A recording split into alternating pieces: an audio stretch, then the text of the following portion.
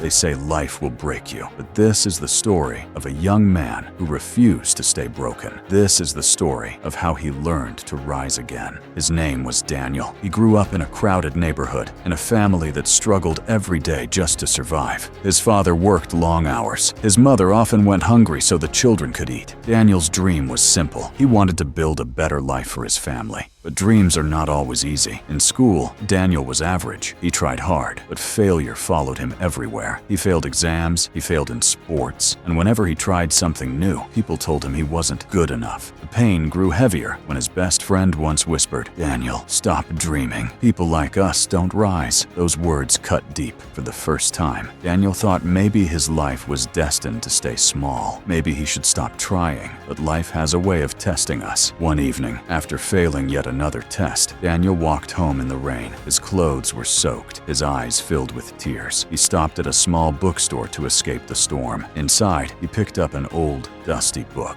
The first line he read said, "Fall 7 times and stand up 8. Something shifted inside him. That one line lit a fire in his heart. He whispered to himself, "I will rise again, no matter how many times I fall." From that night on, Daniel's life changed. He woke before sunrise. He studied harder than ever. He took every failure as a lesson, not a curse. When he lost a race, he trained until his legs burned. When he failed another test, he studied until his eyes couldn't stay open. At first, nothing seemed to change. His marks stayed low. His efforts went unnoticed, but Daniel kept going. Weeks turned into months. Slowly, he began to improve. His teachers started to see potential. His classmates, who once mocked him, began to respect him. But his real test came when he applied for a scholarship. It was his one chance to escape poverty, his one chance to change everything. Everyone told him he would never get it. Too many applicants, too many smarter kids. But Daniel remembered the words from that old book. Fall 7 times, stand up 8. He filled out the forms. He prepared day and night. He studied with every ounce of energy in his body. The day of the scholarship interview arrived. Daniel walked in nervous,